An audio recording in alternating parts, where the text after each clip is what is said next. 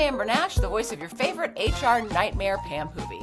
Welcome to our Archer Rewatch podcast. We are currently covering a whopping 13 episodes of Archer for Season 2 with a bunch of super fun guests. Welcome to Rephrasing.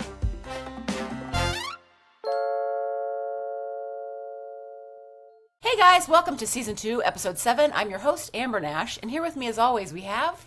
I'm Casey Willis, executive producer on Archer. And... I'm Christian Danley. I was an editor on Archer. Together with our guest today, we're going to talk about Movie Star. A famous actress comes to research a spy role, but she is so stunning she leaves everyone speechless.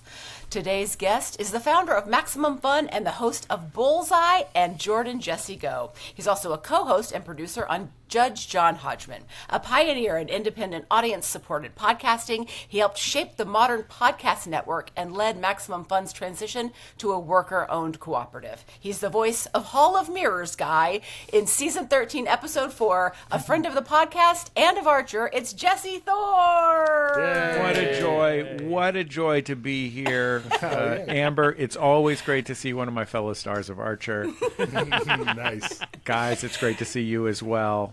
Yeah, we were really in the thank you so much for having trenches me. together on Archer, Jesse. Yeah. I know. I have a lot of fond memories of those times. Actually, before we get into the episode, I wanted to ask you, how did the connection between you and Archer, or even, I think it was Frisky Dingo before that, like how did this connection all get started? How'd you get roped in? I got an email. So I was going to a public television conference in Atlanta. Okay. Not to brag. But I was going to a public television conference in Atlanta. Sounds wild. Where they wanted me to host a diversity panel. Okay. I was a young person at the time, so I counted as public television diversity.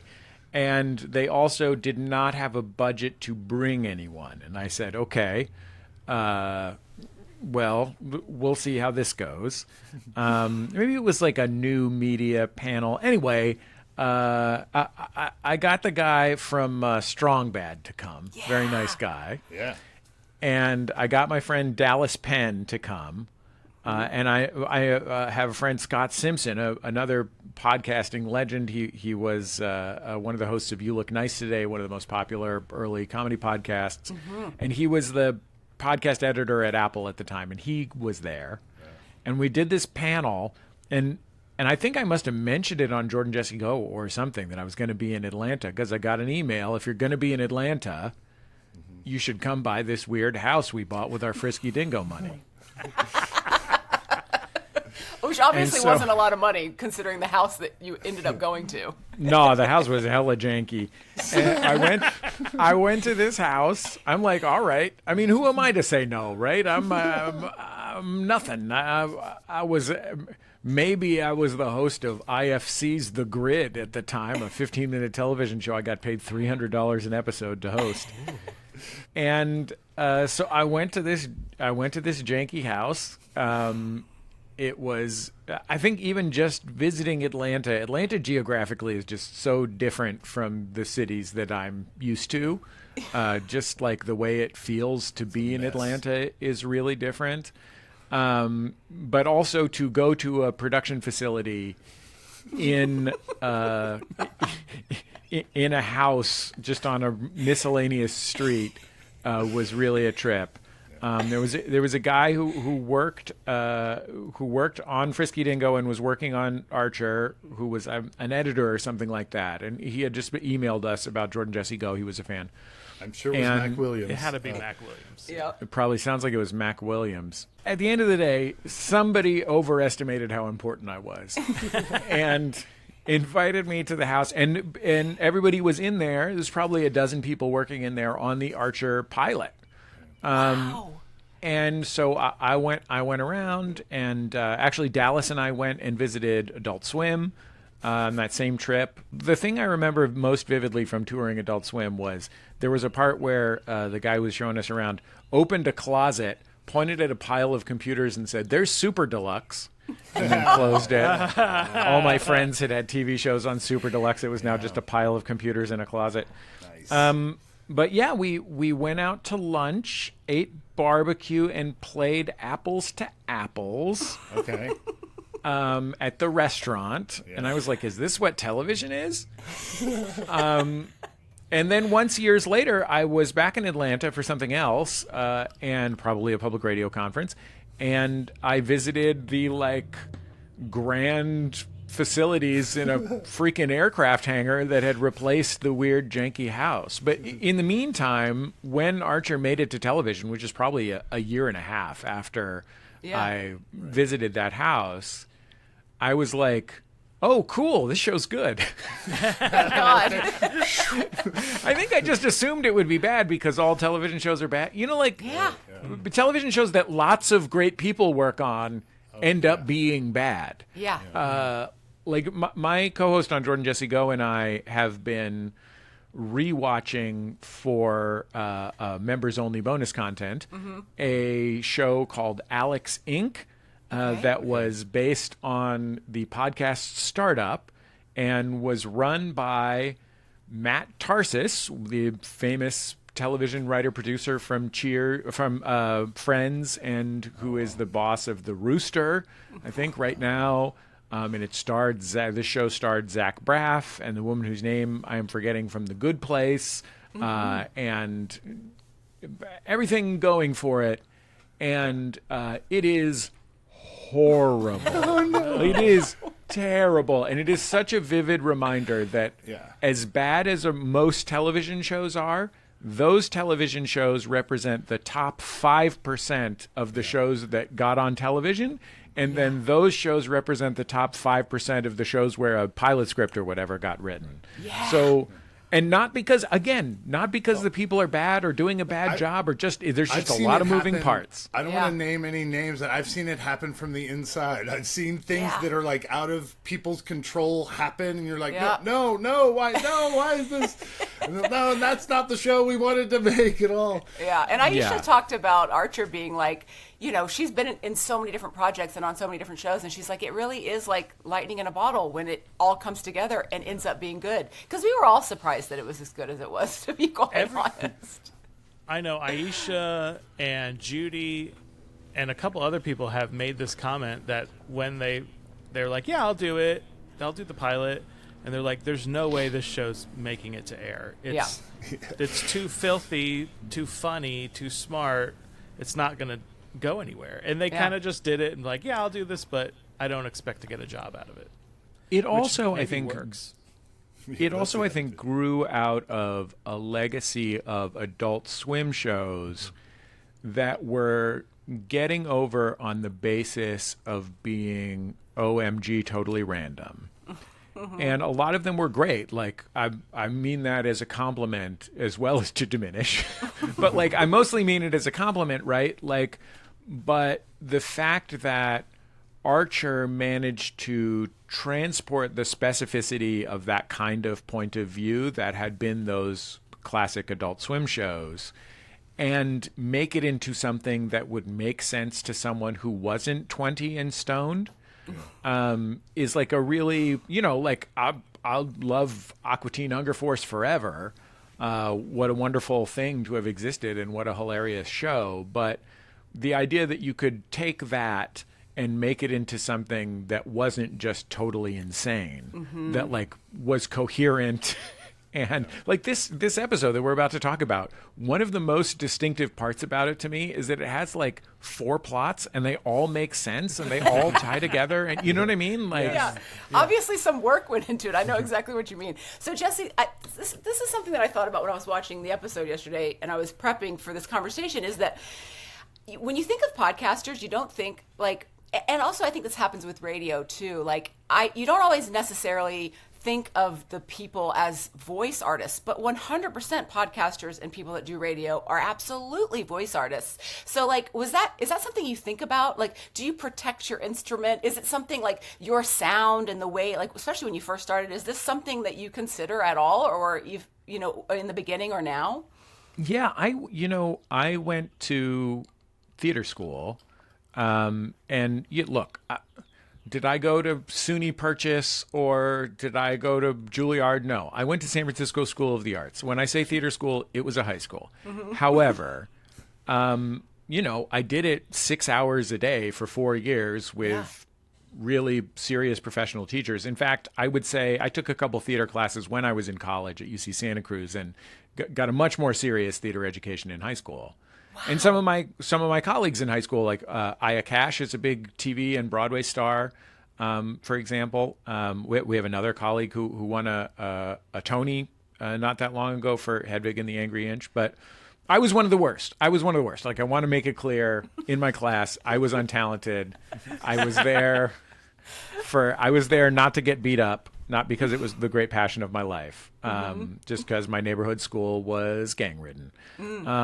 But I think, I took voice classes, and when I got to college and started doing radio, one of the first things I noticed was, I guess those stupid voice classes I took apply here. Wow. You know what I mean? Totally. I was like, I guess I should be doing Johnny had a head like a ping pong ball. Johnny had a head like a ping pong ball. You know what I mean? Like all of those things, one of the first things that I did, I was the news director at the radio station. And one of the first things I had to do was like round up these randos who had just signed up to get 2 easy credits and make them do embarrassing voice exercises because it had such a huge impact on the on-air product. Wow. Like just the idea of modulating your tone is something that you realize doesn't necessarily come naturally. Yeah. And besides that, I'm writing for radio or for audio all the time, and I'm reading scripts that I've written.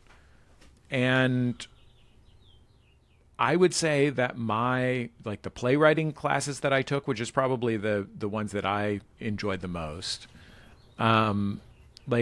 those apply very directly to the scripts that I write for Bullseye. In that you are writing for the spoken word, which is very different than writing for something that is supposed to live ultimately on the page for the consumer. Right. And those things are like things I learned as an actor. Yeah. And also versus writing 100%. For somebody that has all of their body to give. Like you're just writing for the voice too, which is so fascinating. And it's not something that I think a lot about. And I've started to more, especially because I listen to a lot of podcasts. And I think sometimes too, for like just the regular consumer, they might know that they don't like something, but they don't exactly know why. And there's obviously lots of different reasons. But I do think the quality of sound and people's voices, and like there's a person that I won't name their names that always has dry mouth on the radio, and I can't listen to their show, even though they're an incredible host, but it's all I hear.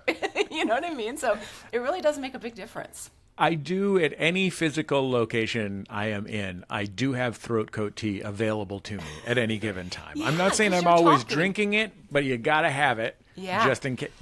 I can't be responsible for going to the grocery store when I need it. So I have migraine medication and throat coat tea stashed in every container in my home, my office, my vehicle. It's like people in their reading glasses. You just have to have them everywhere that you might need them. There's a Frisky Dingo story that's very related to this, where we had an amazing Atlanta legend. Stuart Culpepper was the voice of Stan. Right. He also did a lot of local VO. Quick Trip Cappuccino. He did a Charlton Heston thing that, like, just everybody in Atlanta, if in the 90s, you'd heard Stuart Culpepper on the radio.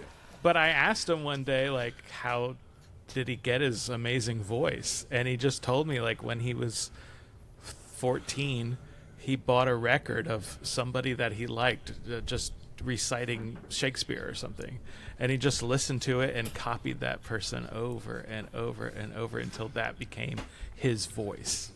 Wow. I'll tell you, there was actually a very direct line between me being cast on Archer and my college radio career. Okay.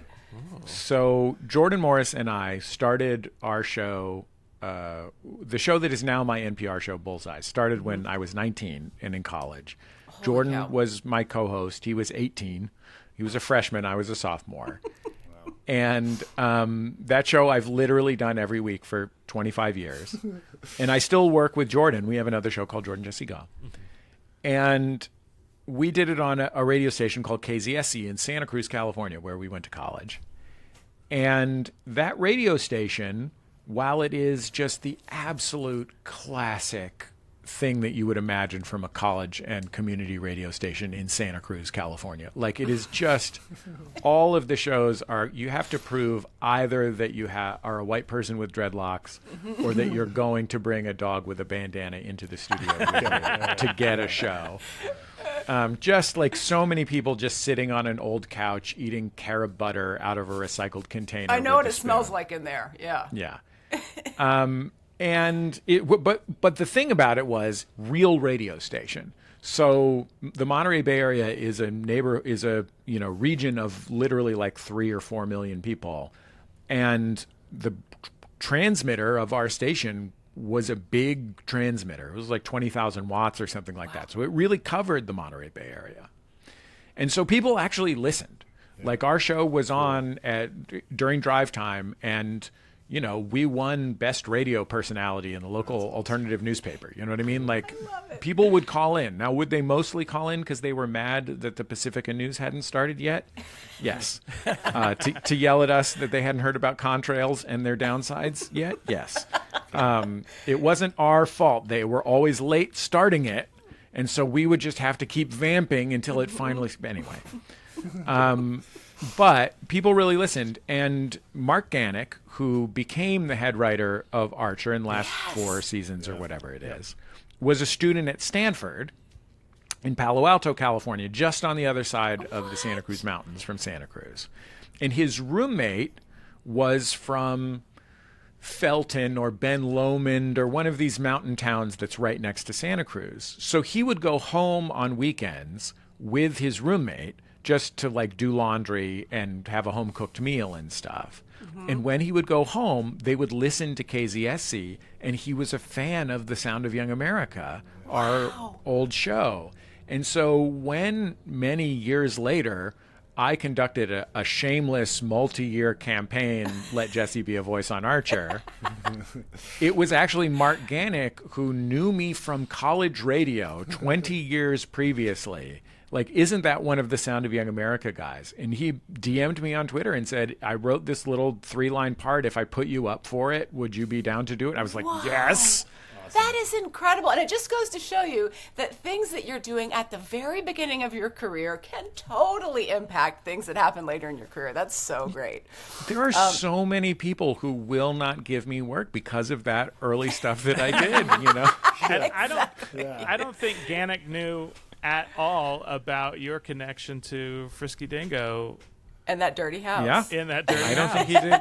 I don't think he did. We had like a tangential relationship because he had run a show on Current TV and I had a show on Current TV, the Al Gore television network. Nice. But that's it. I had never met the man. Yeah. Wow. All right, let's get into the episode. So the cold open, Ray, Pam, and Cheryl are watching Hollywood Scene and learn that Rona Thorn will be in Dietrich Wiener's new thriller, Disavowed. I had to mention Dietrich Wiener because I think it's such a funny name. Rona shows up at ISIS, and Pam is absolutely starstruck. Jesse, you interview a lot of people, and you interview a lot of incredible people. Do you ever get starstruck, or is that like old news for you? Or is there someone that does it for you? The hardest part, I would say, if I am being very frank, and I'm being very frank with you, I hope this does not leave this room. Can we just say this doesn't?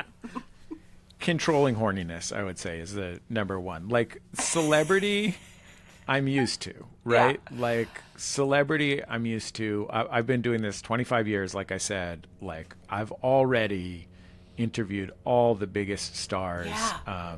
Talking about Screech from Saved by the Bell. Start at the top. That's the only person I can think of that I've interviewed. But Well, you covered a lot of territory right there. but like I am like used to going into the room, and like what I have generally found is that everybody is just a person. Yeah. And, it's fine. It's fine. Like, it's totally fine. Like, once in a great while, it's like Tom Hanks was really lovely and charming, but also was putting on a Tom Hanks show. And so to me, I was like a little sad that I didn't pierce the veil. I vaguely did a little bit, but like, I understand. Hopefully by like not making him mad. Yeah, exactly. Well, I was hoping to get one of those things like when Billy Bob Thornton walked out of Q because they didn't want to just talk about his band. But like that is like pretty rare. And Tom Hanks was just like had a movie to promote and had done 7 interviews in a row, and and is Tom Hanks, and he was genuinely sweet and charming. Yeah. But like outside of that, usually the experience is that the person is a human being, and it's as long as I don't care that they're a superstar or whatever, that's fine. That said, occasionally somebody just brings so much riz that I feel a little weird just like being allowed to talk to them. And it's not because they're horny. It's more because they're a 10 and I'm a 5. You know what I mean? Like Antonio Banderas was so nice. You know what I mean? Like Antonio Banderas was very present with me. Like he was very present and open with me. But you're looking at Antonio Banderas and you're just thinking, should I be allowed to talk to them? Right. You know what I mean? Yeah. In the way that you would feel about just like the hottest person in your high school. Mm-hmm. You know what I mean? And I like this person should be behind glass. Right. Like Gina Davis is so smart and interesting. Like Olympic archer Gina Davis. She just barely missed the Olympic archery team, but like almost Olympic archer Gina Davis, who runs an institute for women's film studies at UCLA. So like present and vivid and amazing, but you're just sitting there and you're just like, I should just be quiet. I got to go pee. You know what I mean? You host the show, GD. I'll take a little nap. And occasionally somebody that I had a crush on when I was 13. Like, yeah, of course, right? It's gonna happen. Like I can, like, the nicest, funniest human being on earth is Lisa Loeb, and Lisa Loeb is not the most famous person I've ever interviewed, but she's definitely the one that I most had a crush on when I was 13. Right. And so me feeling like I won in my career is we made a scripted show called Bubble, and Jordan, my co-host on Jordan Jesse Go, who's also a comedy writer, wrote a part for a Lisa Loeb hologram. And he was like, do you think we could get Lisa Loeb to do it? And I was like, Jordan, I have Lisa Loeb's email address, and I think we're basically friends. And I emailed her. She said yes, and I just sat in the control booth while Lisa Loeb nailed all her lines, just going like, my dreams do come true. Yeah. So I'm just asking this for a friend, Jesse. How long do you think it took you to get good when Amber at Nash interviewing? came in, I felt that way. I felt that way when Amber Nash was there. Yes. Thank you. How long do you think it took you to get good at interviewing? Was it something you were naturally good at, or did it take you years to kind of crack it? I'm not even sure. I feel so ambivalent about whether I'm even good at it. Like sometimes when I think I'm good at it, I think I'm good at it, but it's not really a skill. That's something that I feel sometimes. Sometimes I think I'm not that good at it. Okay. Sometimes, it's funny because it was like the other things that I do, Jordan Jesse Go and Judge John Hodgman are probably closer to what I imagined my career might be. Mm-hmm. Although I think that like public radio seemed much more achievable than entertainment to me. because the only people I knew who worked in entertainment were like actors who'd been my teachers, and they all, did Ibsen at ACT in San Francisco, and then once a year did an episode of Nash Bridges. And which was the only show business. Yeah, those were the only two types of show business in San Francisco at the time. And so, yeah, like I'm never sure whether I'm doing a good job. That said, we did a 25th anniversary like look back recently, and listened to tape of us when we were in college, and Jordan is so hilarious, and our old co-host Gene, who's been a reality TV producer for 20 years, is also so hilarious on those. And I'm not, but Jordan does sound like a 14-year-old. Yeah. And I sound like me now. And You've so always had this voice. like my wife insists that, I am completely inured to embarrassment about my younger self, only because I was always an embarrassing 40-year-old. Like, I'm still embarrassing, to be clear, just as I always was, but it's just the same embarrassing, and it's a middle-aged man's embarrassing. Yeah. It's when you meet somebody and you're like, oh, this person looks like what they're going to look like when they're in their late 40s. but I did it's the inflection point, and a big inflection point that I think of is years ago I did this show called The Turnaround, where I interviewed interviewers about interviewing, right? Okay. And I went to Larry King's house. Wow. In Beverly Hills or Brentwood or something. And it was a very weird experience. I mean, it was only weird in the sense I was at Larry King's house. It was exactly what you would expect Larry King's house to be like. It was exactly what you would expect talking to Larry King would be like. His assistant was exactly what you would expect his assistant to be like.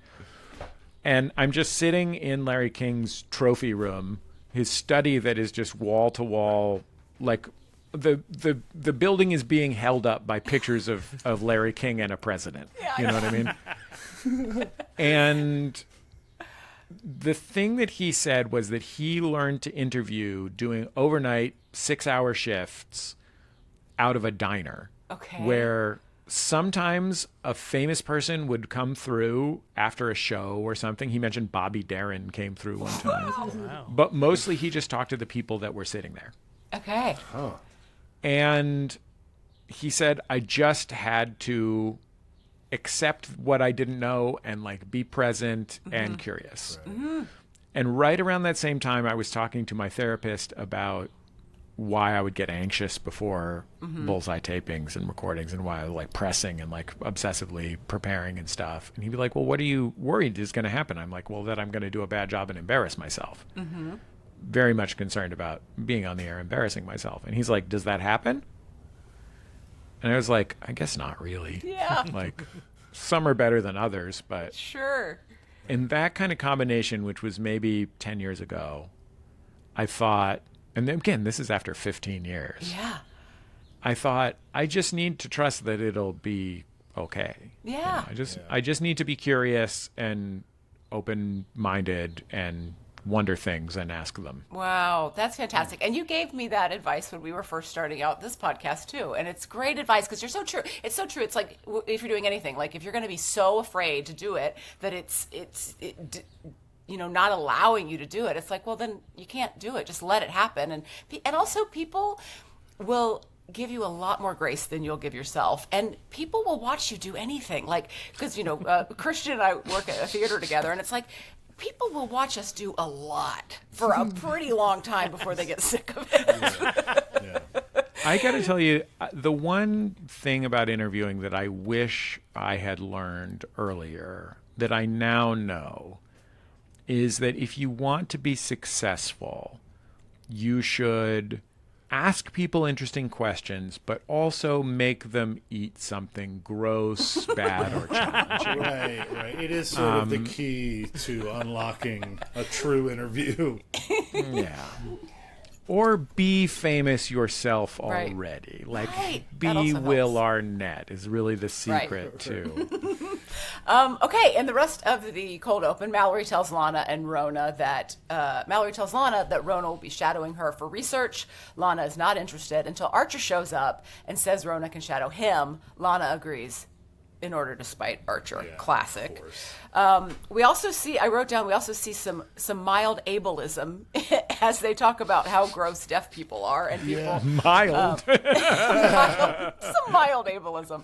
And I actually wrote down this question because as we've been reviewing episodes that came out in 2010 and 2011, we're like, would we do this today? How does this hold up? And we just recorded the episode about Swiss Miss, which is the underage girl that's all over Archer.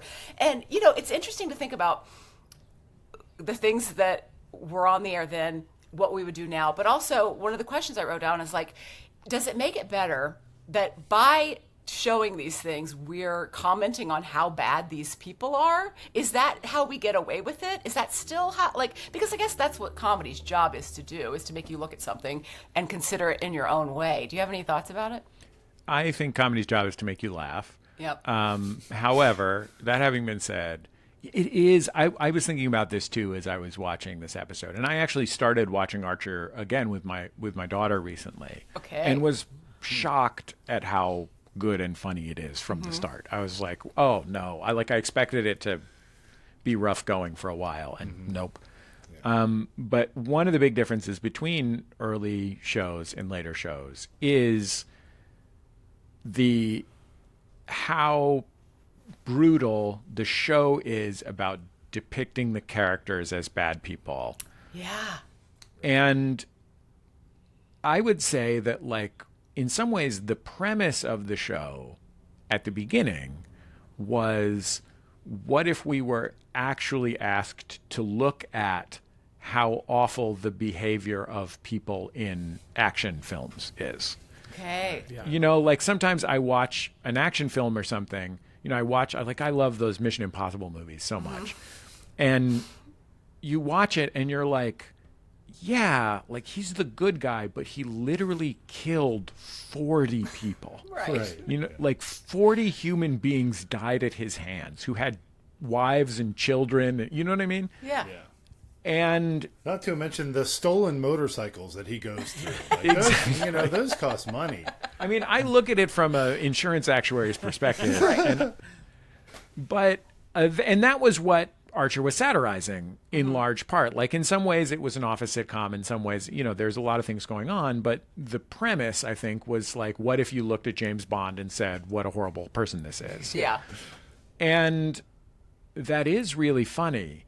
But what you run into is, to make a show like this work, you have to love the characters. To make a sitcom work, you have to love the characters. There's so few sitcoms that aren't about lovable characters. And the characters on Archer are really lovable. And so as you love those characters more and more, the question is, what can be horrible about them when we love them? Because loving them changes the satire a lot. Yeah. I would say, yeah, that is the central question, is how does it change it when we love them? How does it change it when they're our friends? At what point are we being complicit in their awfulness and not being asked to interrogate that? Right. The other piece of it that I think is really significant, and I thought of it actually with those ableist jokes, which, it was a great character joke. Those characters are so sort of venal and only live in the now and are, but it's something that was explained to me, 15 years ago or 10 years ago about rape jokes, which is, there are perfectly constructed rape jokes that are very clearly anti-rape, right? Sarah Silverman wrote all of them. And is there a place in the world for that, right? And yes, maybe. Certainly more of a place for that in the world than there are jokes where the point of view of the joke is pro-rape. Mm-hmm. But the reason that trigger warnings exist as a real thing that is actually important and not just a joke that people make is that if you're a stand-up comic and you're in a club and there's 200 people in there and you make a rape joke, of those 200 people in there, 30 of them have been sexually assaulted, right? Right. And that is trauma that cannot be intellectualized. And you're really going to hurt those people if you're joking about rape. So the two questions to interrogate as far as like, would we do this now? And I think things are much better now. Like I like woke America. I've been woke. I was an American Studies major. You know what I mean? Like my thesis was African American Studies. Been woke. But like it is, what are we satirizing? And are we doing something that is really going to like trigger traumas for people? Or are we doing something where we can reasonably expect that within the tone and the quality of the show, people know what they're signing up for and they're going to feel okay about it. It's not really going to hurt them. Right. And this is on the edge. Like, I think they almost always are like real character things. It has a satirical point of view. There's a reason to be doing it. Like all of those good qualities. And I also, to some extent, think somebody who's watching this show has signed up for it. But I do like tonally, I think you can do a lot of the same things in the way that it was done in the later seasons, rather than this. And you're probably hurting fewer people. Yeah. But wow. Great joke, Jesse. You know. That's great. That's great to hear from you. Go ahead, Casey. Not only culturally have we shifted, but like we're all also aging at the same time. So a lot of stuff I worked on every episode of this show, and sometimes when I watch it, I clutch my pearls. I'm becoming more conservative, and I mean that not in the political way. And I don't want to be. It's just my conservative. Yeah, it just happens. And mostly it's not the jokes that make me do that. It's the violence on the show that takes me aback. I'm like, geez, the body count on this episode is crazy.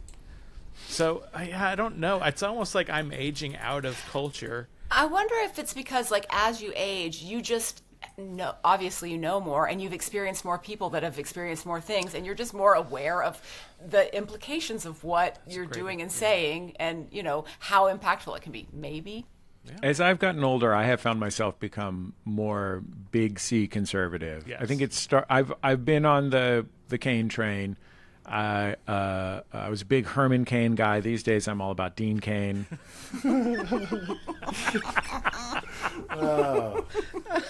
He's recovering right now. So. Yeah. Just wanted to shout out that there's some posters from Rona Thorne's other movies. Yes. And that's like a classic example of somebody getting an assignment and just going off on it. Like I can see that being given to an illustrator and them just having a lot of fun and getting to put this little piece. It's like a little piece of artwork in the show that they got to create. And Casey, I was wondering if was Archer ever approached with like any kind of product placement or anything like that? Did that ever happen? I mean, we approached KFC. There was a big KFC deal. You don't remember that? Oh, I do. I mean, I was the architect of it. And we also had to approach Dodge when we did the Dodge Charger thing. But as far as I know, no. Okay. And that might just be the way FX was set up or whatever. Right. But no one was trying to clamor to get their products How in. much money are we really getting out of anybody, right? Casey, something interesting that I learned recently is that same process where you kind of ask an illustrator to kind of like go wild, come up with the craziest thing they can, like what is their imagined Hollywood. That same process is actually how they came up with the television show The Miniature Wife. Oh, really? Yeah, it's just they asked someone to create a joke poster. Right. Yeah. With Elizabeth Banks riding a train on top of a train. I want a TV show that makes me think, isn't that like another movie that already came out? That's my favorite kind of show. Every time we see a commercial for it, my husband's like, "You're gonna love this, right?" And I'm like, who? I've only seen this bus ad for the miniature wife is ubiquitous in Los Angeles. Just everywhere in Los Angeles is Elizabeth Banks riding on top of a train. Here's the thing about the bus poster is you have to make Elizabeth Banks big enough that you can see it's Elizabeth Banks. Right. So she's the same size as the guy that plays the full-size husband. But then what size is the train that she's riding on? Oh, yeah. This isn't believable at all. Okay, let's get into Act 1, guys. Yeah. So Archer is complaining about not getting Rona over his balcony breakfast. And I wrote down, does he always have balcony breakfast? Like, whenever you see him having breakfast, it's on the balcony. Don't know if this is a rule. Rona is praising Lana's work. Lana softens a bit. Pam and Cheryl hear too much about Mallory's acting career. I loved seeing her old headshot also. Rona and Lana are at the shooting range. Archer's putting the moves on Rona. Lana temporarily deafens Archer. And then I wrote, is Rona the gal pal that Lana always needed? Yeah. This So is such a much great, stuff. isn't this such a great Lana episode? It really is. Yeah. It really, and it's so fun to see. Like, I can only imagine, like, when she brings up the fact that she was probably a gawky child. And also, I wrote down, did we know that Lana was 6 feet tall? I don't think I realized that. But that she probably didn't have a lot of girlfriends. She was probably always competing with men. And then finally, she has this woman that kind of butters her up enough that she's like, you know what? Maybe. Although And then, of she course, does almost immediately bring up the fact that she was probably gawky and had, I think the line is big machine scoop hands. Yeah. Totally. The funniest moment in the entire episode, as far as I'm concerned, and I hate to get away from this being a great Lana episode because it really is just John Benjamin as Archer after a gun has been shot in his ear, spending 2 scenes just holding pulling on his ears and going, man, man, man, man. Yeah. Is this the first time we see it? No, I think we saw It's it happened in season before. 1. Okay. But, eventually, FX, during Christmas time or something, would donate to a charity of the show Tinnitus. Creator's Choice. And eventually we became a big supporter of the American Tinnitus Foundation. That's great. And people reached out. I rules. remember seeing online, like, people being like, thank you for bringing, a lot of people probably didn't even know that word before they heard it on Archer. So that's fantastic. Oh, see, we are doing good. So is breakfast always on the balcony? I mean, Pretty it must consistent. be. He Yeah. knows the benefits of getting a little sun right first thing in the morning. Right, yeah. Him and Ben Franklin, they would get out there naked in the morning sun. Take Do you air guys think he baths. has one? Do you think he has one of those checkmark charts of virtues like Benjamin Franklin has in the autobiography of Benjamin Franklin? Yeah, one is Probably, make a right? fire department so you can exploit people and take their money. That's the first thing you do. Yep. Lana is this is such a rich character, and this storyline taps into her various motivations. Like the idea that someone is in there gassing her up, but also pushing exactly on her bruises. Yeah. And it's one of the things that makes this character so wonderful is that she has these kind of jealous, jilted lover moments and these ex-girlfriend vibes, but also is often central in those stories, and those stories are much more complex than they would be in a lot of those kinds of tales. Yeah, and people always said in the beginning, and we would get this a lot from critics and people that wrote about the show, is that the show had great female characters, which everybody was always surprised by. But, I mean, Adam was just really great at writing female characters, but then we had people like,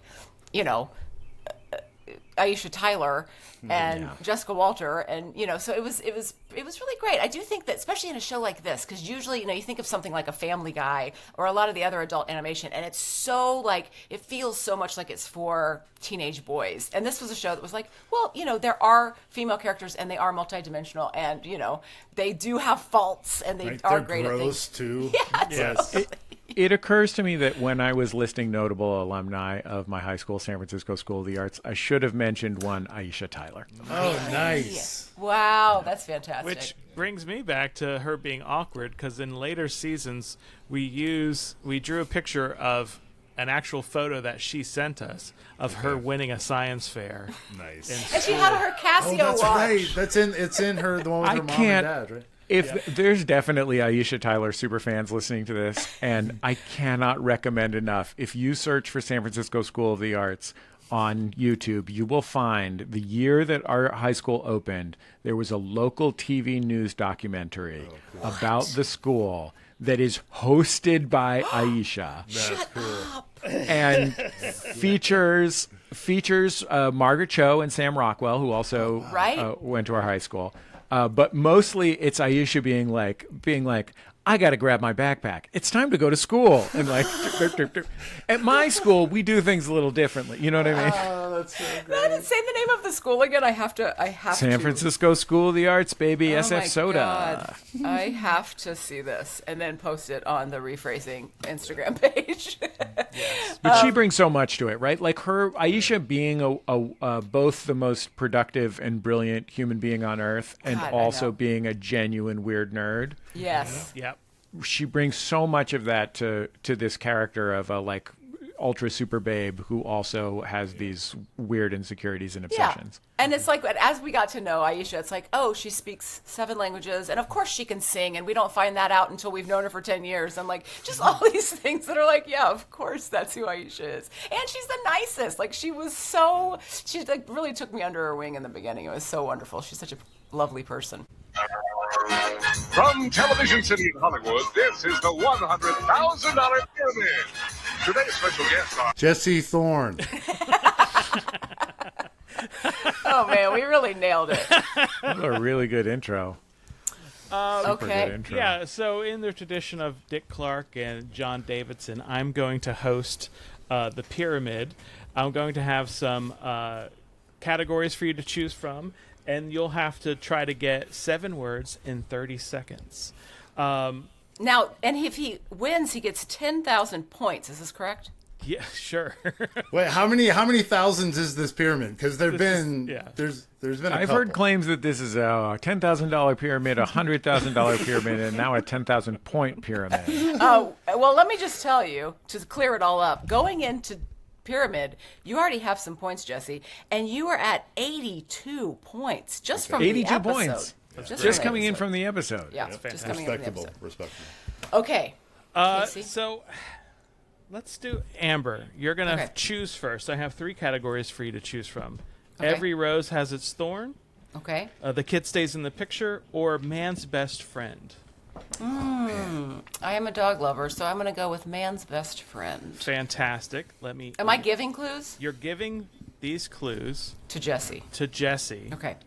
And this is where she can say anything but the name of the thing, and I have to guess what the thing is? Correct. Yeah. But sometimes I go, pass! Yes. Yeah. No, By the it's way, fine. that's Either of you that's can free pass. free use. That's free use. And also, please, Amber, describe to Jesse these dog breeds. Are you going to time us, Time Casey? starts now. Okay. How many times do I get to say pass? This is a dog that has a lot of spots. Dalmatian, This one has big, poofy hair on different parts of his body. like a poodle. Exactly. These are notorious talkers. They're short. They bark a lot. A beagle. Yes. This one usually can sometimes have 2 different color eyes, oftentimes blue eyes. husky. Yes. These are oftentimes police dogs. German Shepherd. Yep. That's these, time. Oh, we did That was really fucking good. incredible. I did amazing. Nice job. 5 points that round. Fantastic. Okay, 5 points. Okay. Let's do. How many dollars is that? $78. Okay, great. Christian, you can pick from The Kid Stays in the Picture or Every Rose Has Its Thorn. I'm going to go with The Kid Stays in the Picture. Christian, describe to Jesse these jobs on a movie set and begin. This person's in charge of the whole movie. Director. This person pays for the whole movie. The producer. This is a person who's in the movie in front of the camera. The star. What's another word for that? A co-star actor. Yeah, and then somebody who puts a lot of tape on the ground. That's a gaffer, or... then there's somebody who's putting a lot of stuff in a box and locking it. And there's... an armorer. That's time. Ow. I like that now we know that what gaffers do on a movie is just tape related. Yeah. I went with gaffer because I know that's a type of tape. Yeah. It's a popular tape. Yeah, Look, I know I'm that- from the world of the theater, but Right. we have this tape. We I have was an too. assistant stage electrician at the San Francisco Opera. Every time I use the gaff tape at our improv theater, the tech people yell at me. They're like, "That's expensive tape that you're using." I'm like, "What? I'm just You putting up have a not sign." worked in theater. All the theater heads out there are like, yes, the one universal truth of having worked in the theater is having gaff been tape. yelled at about how expensive gaffer's tape Yeah, is. absolutely. Okay, And how that many was the final was one that? was Property Master. What a tough one. Yeah. Okay. 4. Property So master. that I coulda- I leaves coulda gone a different Jesse with Every Rose Has Its Thorn. I've sent you the clues, Jesse. You're going to give clues to Amber and Christian. Okay. And please describe to Amber and Christian these 80s hair bands. Okay. The category, what's great about this is I am an inner city millennial. So I tried to we're- pick ones that you could describe because they're also other Well, things. we'll see. Okay. We'll see how this goes. Ready, begin. Okay. This one would kill you if you drank it. Poison. Yes. This one is looking for a glass slipper. A Cinderella. Yeah. This one is not a mouse, but has Rat! a yes. Yeah. This one will get you arrested if there's one out for you. If there's one of warrant. these out for you, yes. This one is from New Jersey and has beautiful hair. And Bon Jovi. yes. This one will sting you with its tail. Or rock you like a hurricane. That's time. Scorpion. Scorpion. The funny thing is, Christian said wasp, which is also an 80s hair band. We should get a half point for that case. When you said this will get you arrested, I was like, Cherry Pie by Winger, but that's not. 5.5 points for that. 5.5. Yeah. Okay, we'll take it. Okay. All right, finally, this is going to be the winner circle. Okay. I'm going to give clues. All of you can Okay. guess at the same time. Okay. And so there All is right, no... these are the ones on the big pyramid. It's like stuff a couch would say. So if you win this, you get the 10,000 points. I'm sorry, Is that- Christian, you said stuff a couch would say? Yes. Sit Get down off on me, me. J.D. Vance. Don't spill those foods in me. All right. This time we have a minute, Okay. and I'm going to start the time now. What's the There is no category. Okay, You have okay. to. Albania, Algeria, Countries. countries that start with A? Okay.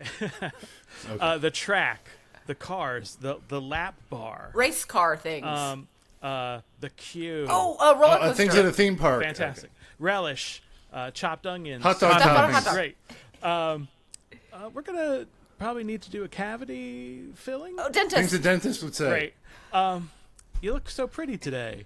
Things your weird uncle would say. Things a creep would say to you. Yeah. In Your handwriting's so Instagram nice. DMs. Instagram DMs. You look so nice. Your handwriting is so good. Those are the two clues you've given us. Compliments. Yes! Compliments. An Achilles tendon. Body parts. The plot of Greek Injuries. mythology. Arm muscles. The Parts of the muscular body. Anatomy. musculoskeletal That's system. time. That Oh, my was God. things that stretch. I love how weird all your compliments were. You're like, I can only think of weird compliments. To You could say. smile a lot more. Someone DM'd me on Instagram today, "You're so handsome," and I was so grateful. I was at least as grateful as I was creeped out. I would say nice. Even money on that one. Yeah. Okay, how many was that, Casey? Do you know? Well, that was 5 out of the 6, but you need to get all 6 to get the 10. Okay. 100,000, whatever we decided. Okay.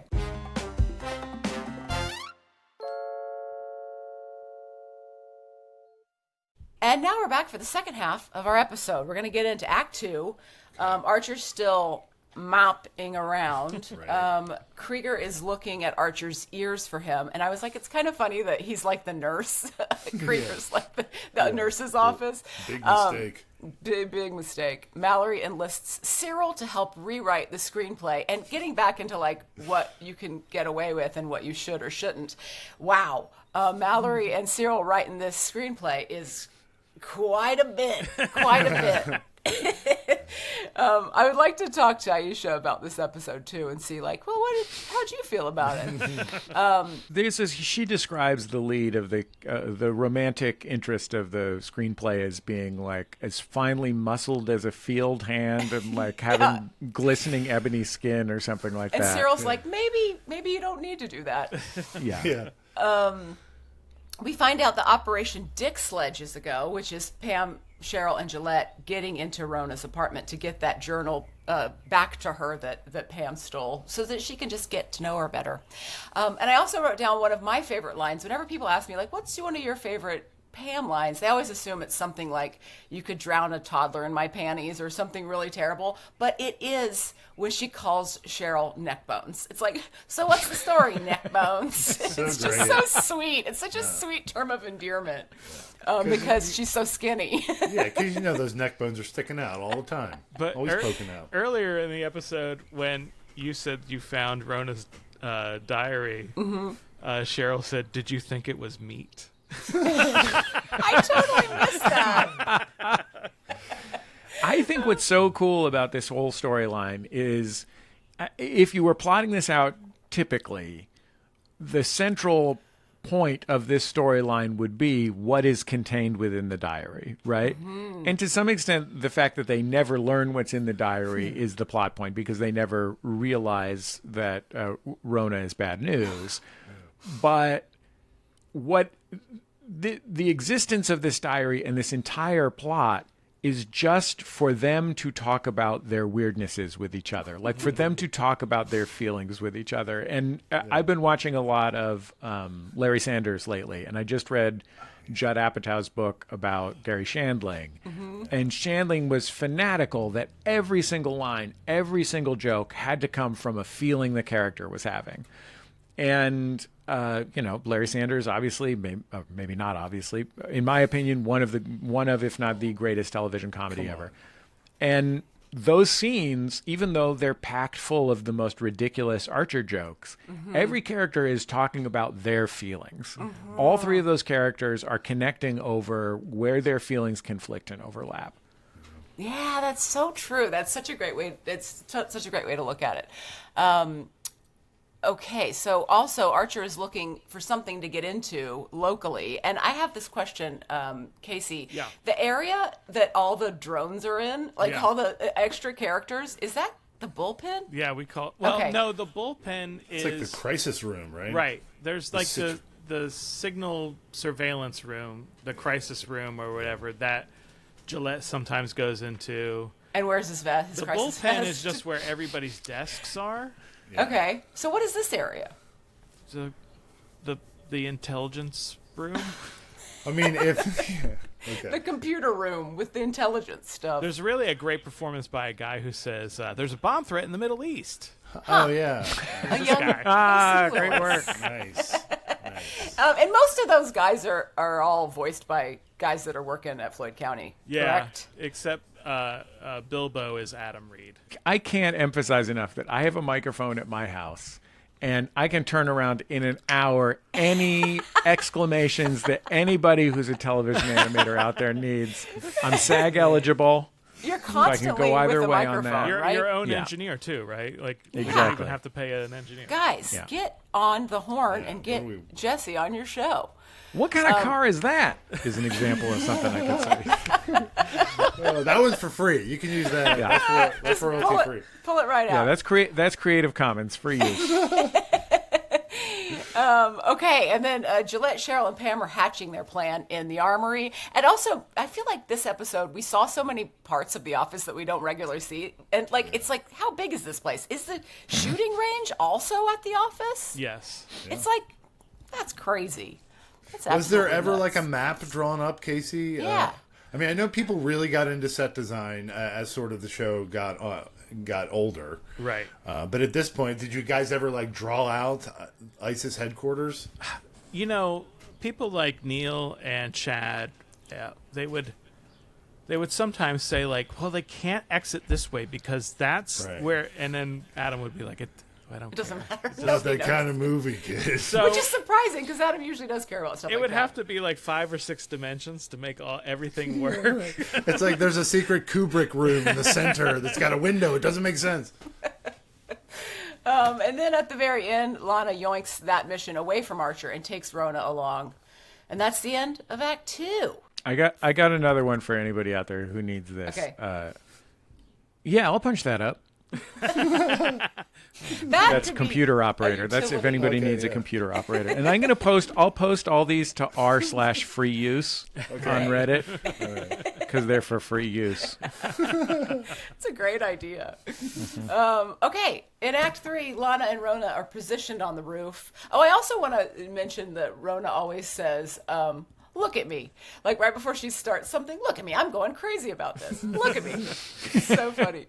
Lana and Archer, oh, go ahead. I think that Rachel Harris really brought some great stuff to this role. Yeah. The amazings that she did. The Oh look man, at me stuff. there was a timed out amazing that was like as close to Adult Swim pause timing as Archer gets. There was a really long pause before the small amazing she delivered.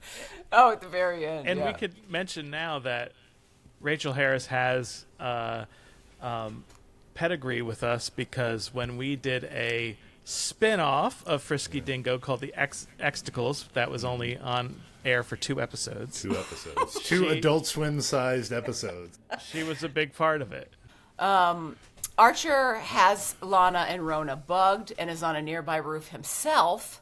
Mallory and Cyril get a green light for Mandingo 2 and celebrate with an office boning. Yeah.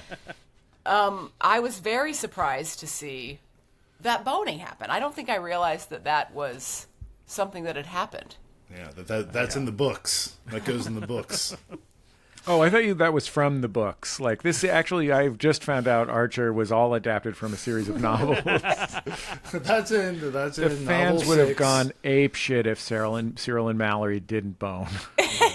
Speaking of, when Adam was on the show, he was telling us when he first started kind of like developing the full idea of the show that he went back and read a bunch of the James Bond books and was like horrified by what's in those. Yeah.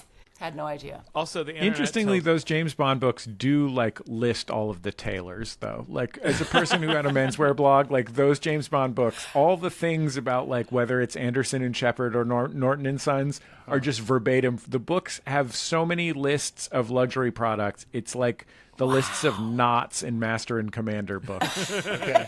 That makes sense why that's right up Adam's alley. He was Right. really into the whole clothing and like costuming aspect of Yes. the early Archer season. Rona tells us about her kelp taping routine. Yeah. And then before he says it, I write down the question, well, what are you doing with the excess over the 3 days that you're swallowing it and then the 3 Yeah. days that you're pooping it out? And then he says, tangled up in a half mile of shit-covered tape. Because you just couldn't leave your house. Like, if it's taking you 3 days to swallow something, You don't think they've developed what do you like have a it little, like in a little sack? There's like a basket you wear on Yeah. your on Like your a bottom. feed sack? This always reminded me of that. Have you guys ever seen Crumb, the documentary about R. Crumb? yeah. His brother, Deeply distressing. Oh yeah. I believe his brother swallows a rope for 3 days. Yeah, he talks about it. His brother was also an illustrator and an even more specific into what he was doing, like obsessive about his drawings, illustrator as well. I was just watching the first episode of season 3 of Euphoria, and they're swallowing a bunch of cocaine balloons, and it's an extended amount of time that I'm like, ugh. I can't watch this. This is horrible. But it was sexy, right? They swallowed it in a real sexy way. There's an amazing science book by Mary Roach called Gulp that is about the entire alimentary canal from your mouth to your butthole. Wow. I love Mary Roach. Yeah. I haven't seen that one, though. I love Mary Roach borderline romantically, one of the greatest ladies in the world. But there's a whole section in there about hooping, which is putting things up your butt. Okay. You would be stunned at what people can get up their butts. And I'm talking about on purpose, not for sexual reasons, but for smuggling reasons. Okay. Like, it's a skill you develop if you're in prison long enough, I guess. Yeah. And there's like great hoopers who are hired because they can fit so many cell phones up their ass Oh my god. to sneak into a jail or whatever. That you is think incredible. You think the guys named Hooper get really upset about that?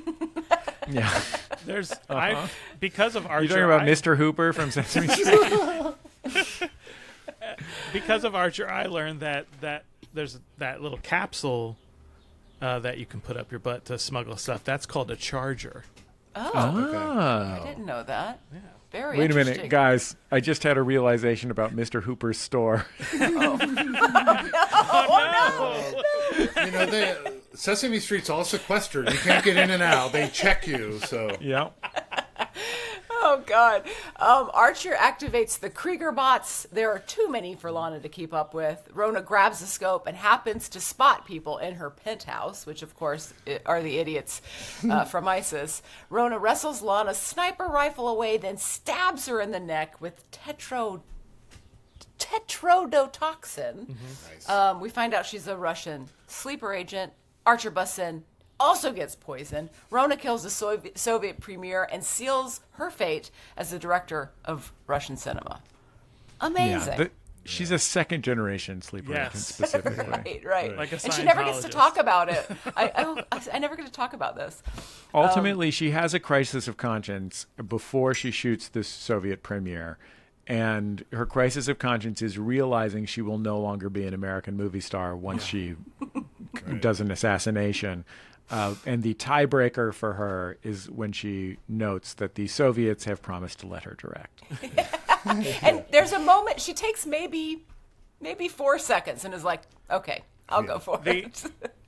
I think great paralyzed mouth performances by Lana and Archer here. Yeah. And Agreed. When she says she won't be famous anymore, Archer says through a paralyzed mouth, I don't know, Oswald's pretty famous.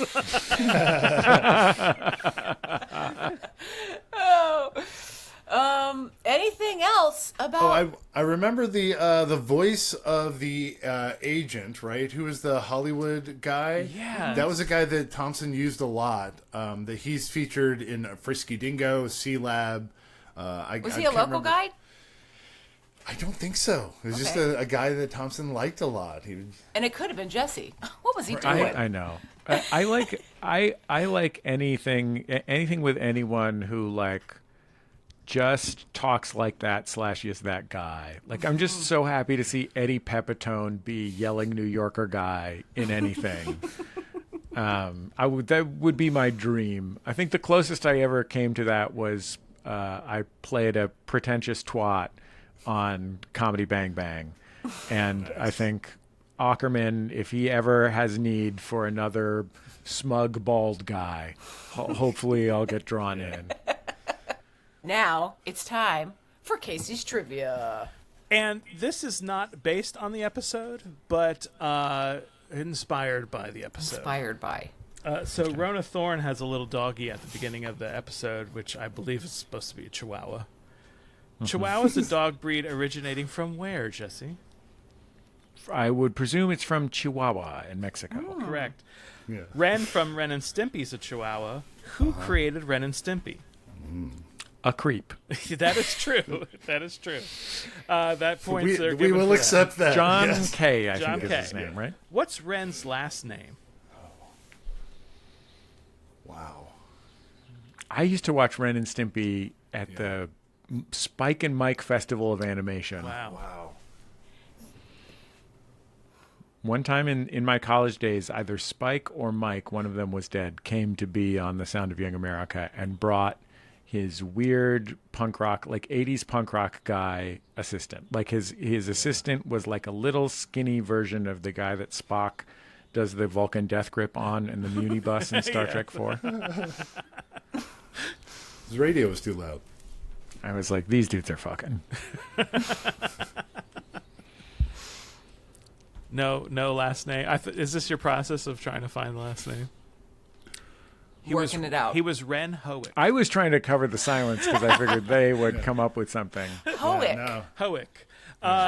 If we were talking about Stimpson J. Cat, I'd had you covered. But So Ren and Stimpy was part of 3 original Nickelodeon shows that were branded as what? The Disney Afternoon. Nicktoons. What were the other 2 original Nicktoons? Doug and Rugrats? Doug and Rugrats. Nice. Fantastic. Rachel Harris is in a movie called For Your Consideration. It's a 2006 film directed by who? Christopher Guest. That is correct. In the film, there's a film inside the film. It's a film about a film. What's the name of the movie they're shooting? I have not seen it because I heard it was bad. Okay. The movie they're shooting is called Home for Purim. Purim is a Jewish holiday commemorating what? I'm a little goyish for this one. That's Queen Esther saving the Jewish people from annihilation by Haman. you Which know, is Casey, Frankly, I'm known for my gentility. Well, I just found out that there's a pastry called Hamantaschen. That's from Haman in the Purim story. Pretty cool. All right, last question. Tetrodotoxin is from the pufferfish, which is a delicacy in Japan called fugu. Fugu poisoning is rare now. But in 1958, they had the highest reported deaths from eating fugu. How many people died from eating fugu in 1958? Wow, this is tough. It was probably because of all those Brooklynites who were mad that the Dodgers had moved to Los Angeles. All the Bernie Sanders who died of fugu poisoning. I'm going to say 24 fugu deaths. 176 fugu deaths. Wow, that's a lot of fugu deaths. Oh! By the way, it breaks down like this. 50% of them were poisoned by eating the liver. okay. 43% were poisoned by eating the ovaries. And 7% poisoned by eating the skin. Interesting. The point is, most of them were up in them guts. Okay. And finally, I have one question remaining. Jesse, is there anything you'd like to plug? Well, I am, of course, the dumbest show that I host is called Jordan Jesse Go. Amber has been a guest several times. Amber is returning sometime soon, I think. So go listen to Jordan Jesse Go. My co-host Jordan is a best-selling comics author these days. His new comic called Web of Venom is apparently the #2 comic in America right now. Wow. But also a 2-time Eisner-nominated comics writer and a writer for Jellystone and Teen Titans Go, and for many years a writer for At Midnight on Comedy Central. One of the funniest guys ever, and I can't believe that he was my resident when I was his RA when I was a sophomore and he was a freshman. Wow. But yeah, it is a bunch of very sweet-hearted profanity and vulgarity, just truly disgusting profanity and vulgarity with a real kind heart at the center of it. Oh, man. That's like Archer. We should be so lucky, yeah. Okay. You should know, Jesse. Go. This is the points this season are off the charts. I think this 10,000 point pyramid is really screwing with stuff. Yeah. But at the end of this episode, you started with 82 points going in to 10,000 point pyramid, and then you didn't get the 10,000 points, but you got 309 points, and then 16 points in trivia. So you are leaving with 407 points. Wow. Amazing. Incredible. Yeah. Incredible. Extraordinary. And you can get a lot of slap bracelets with turn, that. Yeah, you turn those points in at Amber's house. She's got a little counter like Chuck E. Cheese. Yeah. You know what? You know what, guys? Keep the points. Donate them to charity. I'm doing great. I recently updated my address with SAG AFTRA. Very And nice. I got a check for $76 in streaming royalties from the television show Archer. So I'm not sweating it. Okay. That's fantastic. So Jesse, thank you so much for being on the show. Yeah, what Jesse, a pleasure. Especially during Maximum Fun Drive, we appreciate you taking some time out to be on our show. It is a joy and an honor, and shout out to all the members of Maximum Fun out there. Everybody who's gone to MaximumFun.org/join and become a member, boosted, or upgraded their membership. Yay. Nicely done. What a great family. We're so happy to be a part of it. It really thank is an you. incredible community. And I've gotten to know a lot of the other podcasters, and boy, it's a great group of people. I was really lucky to do Feeling Seen, and it was so much fun. so great. Yeah, I just love it. Also, during those Frisky Dingo days and the beginning of Archer, Sound of Young America and Jordan Jesse Go were played through that weird house in East Atlanta. Yeah. The What an termites heard it, incredible too. honor. And, this just came up on Jordan Jesse Go, but it's always so nice when somebody tells you that they used to listen to your podcast. Those were the days. I remember discussing at that house something that bonded your production team to me as the host of a public radio program, which was waiting a really long time for Killer Mike to show up for a recording session. Oh, yeah. Classic. This has been Rephrasing, an Archer Rewatch podcast. You can follow us on Instagram and TikTok at RePhrasingPod.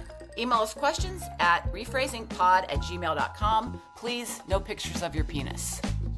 That's just inviting pictures of their penis, isn't it? Rephrasing is produced by Amber Nash, Casey Willis, and Christian Danley. Our theme music is by Matt Hobbs. FX's Archer is now streaming on Hulu. We're so excited to be a Maximum Fun podcast this season, and we'd like to thank all of the Max Fun members that support our show. If you're not a member yet and you'd like to become one, go to maxfun.org/join.